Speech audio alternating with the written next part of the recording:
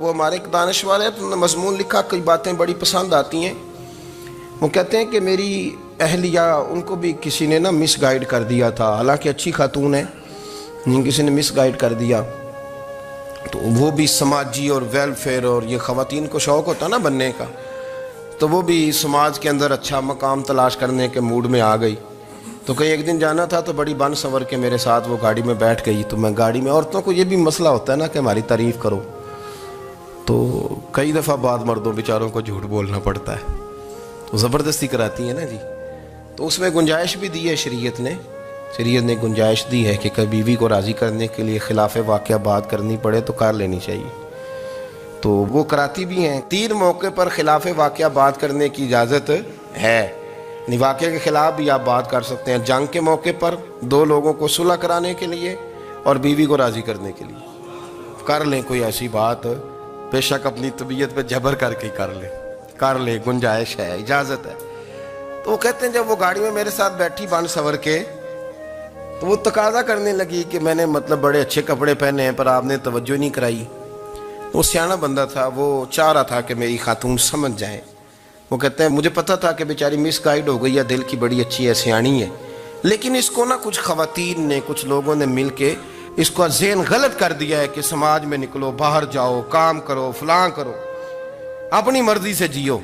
تو میرے ساتھ گاڑی میں بیٹھی کہیں جانے کے لیے، تو مجھ سے کہنے لگی کہ آپ نے میری طرف توجہ ہی نہیں کی، آپ نے کوئی ذکر ہی نہیں کیا کہ میں کیسی لگ رہی ہوں۔ تو وہ کہتے ہیں میں نے اسے کہا کہ اگر تو ناراض نہ ہو تو پھر میں صحیح والی تعریف کر دوں۔ تو اس نے کہا کہ آپ کر دیں۔ تو کہتے ہیں میں نے درد سے اور خلوص سے اپنی بیوی سے کہا، خلوص کے ساتھ میں نے کہا میں تو روز گھر ہوتا ہوں، روز شام کو گھر ہوتا ہوں، اگر تو میرے لیے تیار ہوتی تو میں تیری تعریف کرتا، لیکن آج تو باہر جانے کے لیے تیار ہوئی، تو پھر ان سے تعریف کی امید رکھ جن کے لیے تو نے تیاری کی ہے۔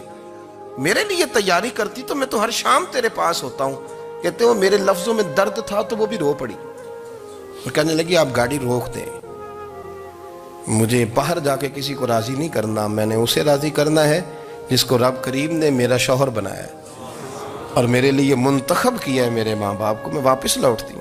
یہ ایک پہلو ہے سلگتا ہوا، اس کو سمجھا جائے۔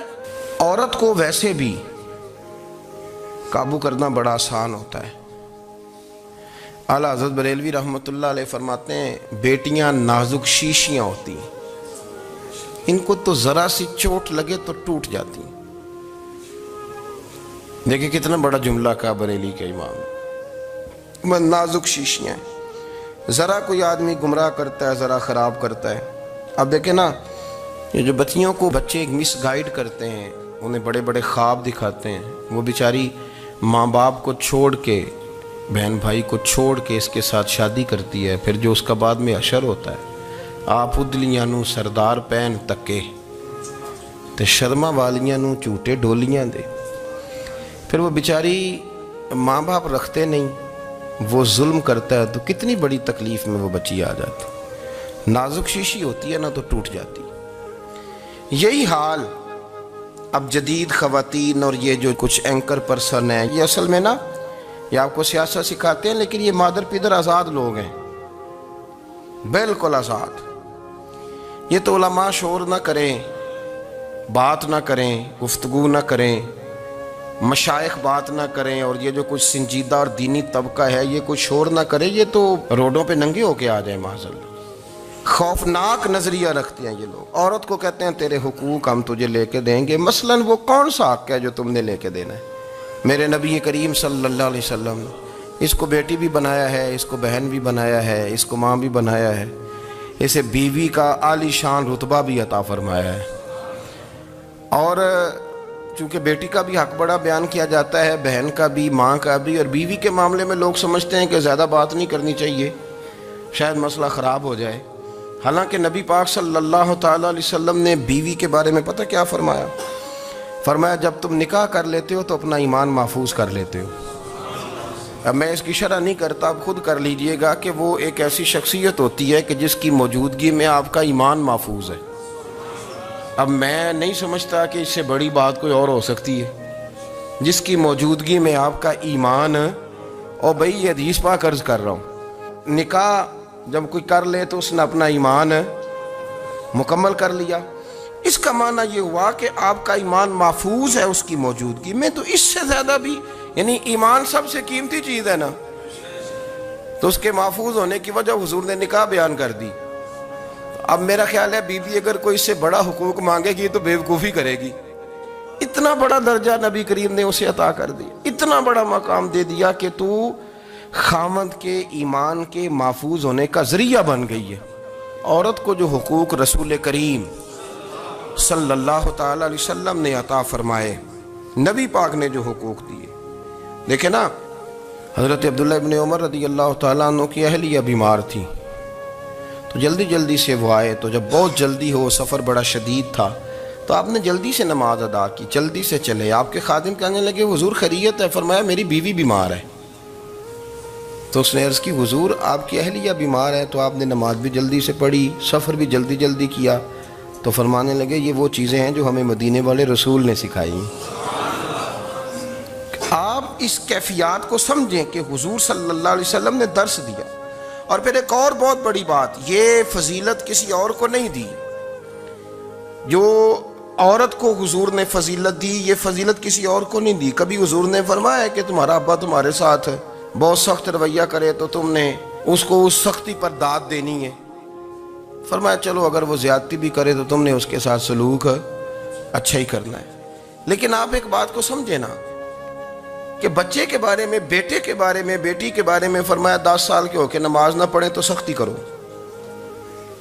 تمہارا ڈنڈا بھی لٹکنا چاہیے۔ بہت ساری جگہوں پہ بہت سارے لوگوں کے لیے سختی کا حکم دیا، لیکن عورت کے لیے حضور نے جو جملے کہے، اصل میں ہم سمجھتے ہیں کہ یہ ایک بات ہے، مشہور ہو گئی ہے روایت حدیث، تو بس اس کے پس منظر پر اور جملوں کے حسن پر شاید معاذ اللہ غور کرنے کی ضرورت نہیں۔ ذرا اس لفظ کی تاثیر پر غور کریں۔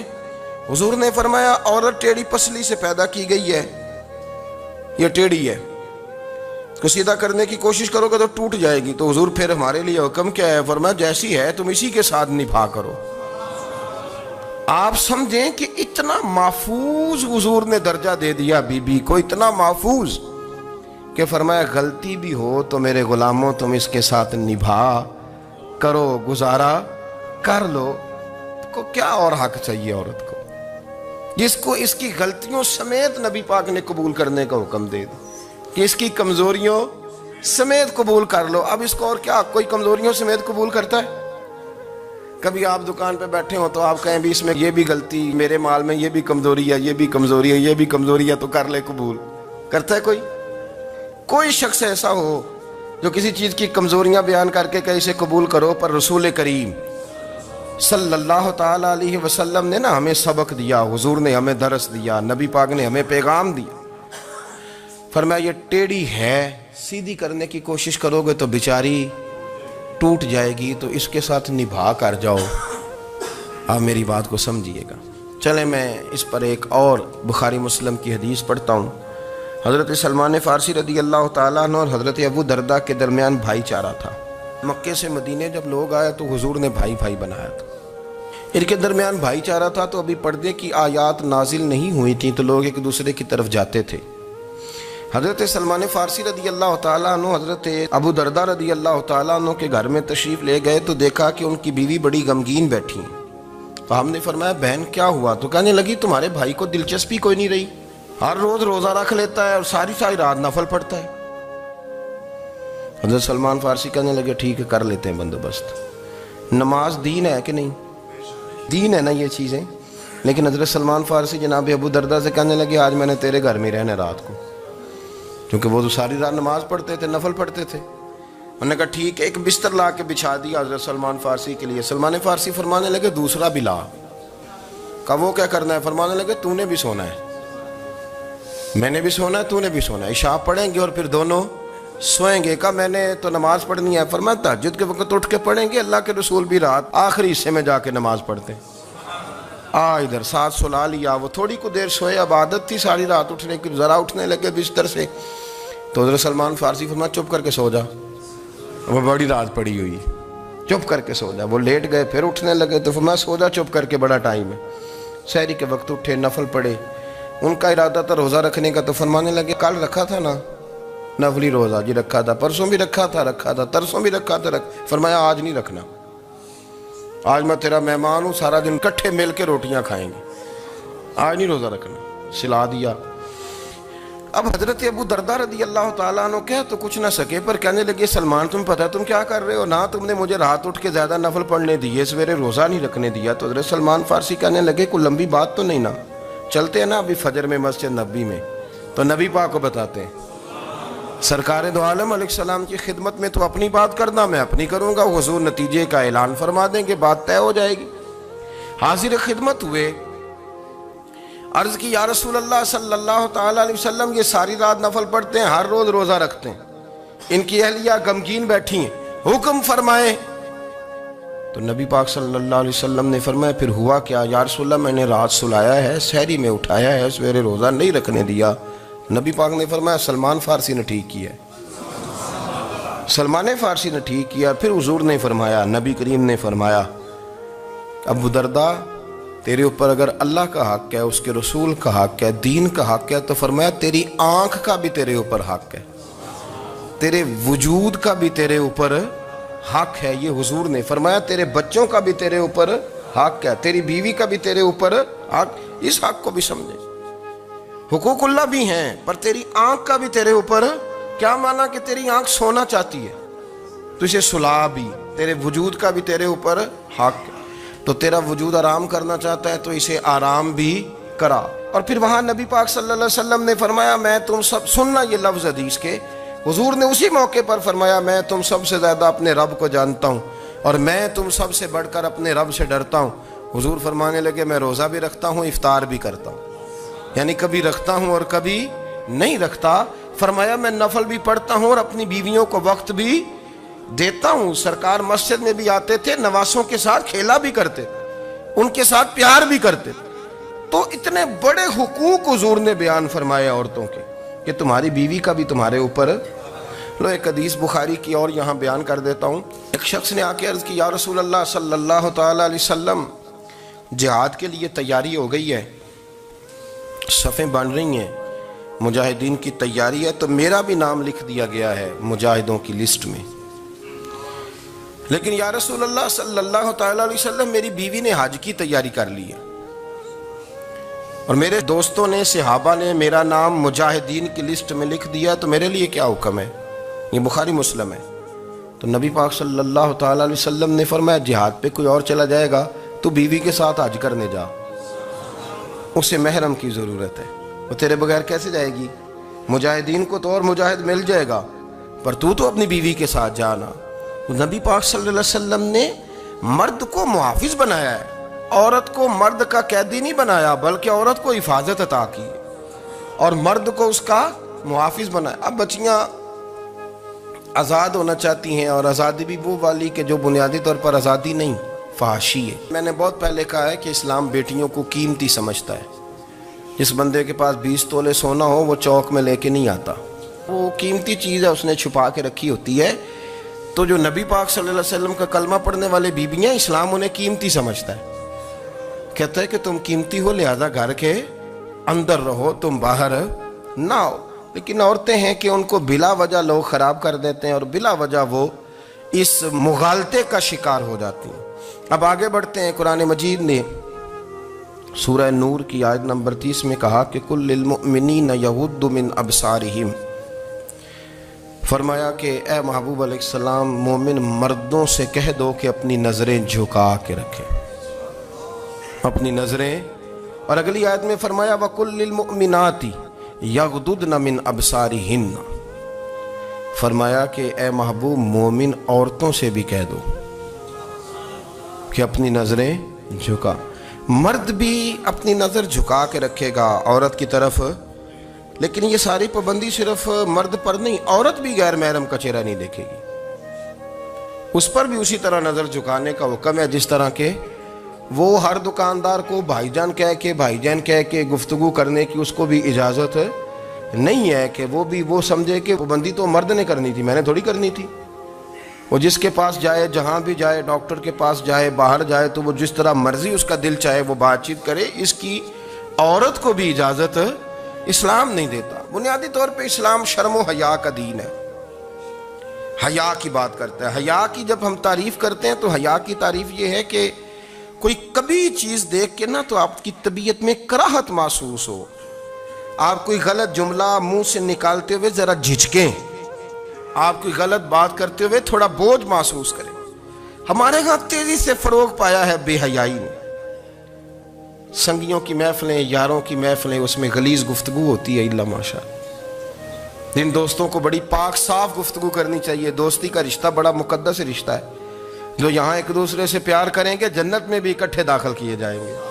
شرط یہ ہے کہ پیار اللہ رسول کی رضا کے لیے ہو، لیکن اس کے اندر اگر آپ کی گفتگو کچی ہو، کمزور ہو، فحاشی والی ہو، عریانی والی ہو، وہ ہمارے ہاں تو اب اس کو لوگ فیشن سمجھتے ہیں، اس کو مردانگی کی علامت سمجھتے ہیں کہ وہ جی ساری باتیں جی وہاں ہو گئیں، اور جس کا جو جی چاہا اس نے کہا۔ آپ جب حیا کے دائرے میں ہوتے ہیں تو آپ خود بھی سکون محسوس کرتے ہیں۔ دیکھیں نا، آپ کو نیند سکون سے کہاں آتی ہے؟ جہاں کمرہ بند ہو، چاروں جانب دیوار ہے، اوپر چھت ہے، خالی دروازہ بھی کھلا ہوا ہونا تو جب بندہ سکون لینا چاہتا ہے تو کہتا ہے یار ذرا دروازہ ذرا بند کر دو۔ وہ اچھی طرح اپنے آپ کو چھپا لیتا ہے نا حیا کے پردے میں، تو اللہ اسے سکون عطا کرتا ہے۔ اور جو اس سے بھی زیادہ ٹھنڈی نیند میں جانا چاہتا ہے وہ کہتا ہے لائٹ بھی بند کر دو۔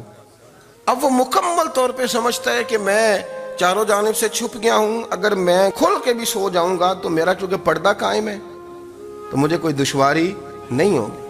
آپ جب چھپ جاتے ہیں، جب آپ حیا کے اندر سمٹ جاتے ہیں، جب آپ چادر کے اندر آ جاتے ہیں تو آپ بہت ساری جگہوں پہ آسانی محسوس کرتے ہیں۔ تو حیا تو آپ کو سکون دیتی ہے، حیا تو دل کو راحت دیتی ہے۔ میں بڑی ذمہ داری سے بات عرض کرتا ہوں، قرآن مجید نے نا ایک مقام پہ مذاق کو، ایک مزاح ہوتا ہے خوش طبی، وہ نہیں، مذاق اڑانا، قرآن پاک نے نا مذاق کو ایک جگہ پہ جاہلوں کا طریقہ بھی قرار دیا ہے۔ بنی اسرائیل کے لوگوں سے حضرت موسیٰ نے کہا کہ گائے ذبح کرو اور ایک ٹکڑا مقتول کو مارو، زندہ ہو کے خود بتا دے گا مجھے کس بندے نے قتل کیا۔ تو کہنے لگے آپ ہمارے ساتھ مذاق کر رہے ہیں۔ تو قرآن مجید کہتا ہے کہ حضرت سیدنا موسیٰ علیہ السلام فرمانے لگے اعوذ باللہ ان اکون من الجاہلین، فرمانے لگے میں اللہ کی پناہ مانگتا ہوں کہ میں جاہلوں میں سے ہو جاؤں۔ یہ مذاق کرنا تو جاہلوں کا طریقہ ہے۔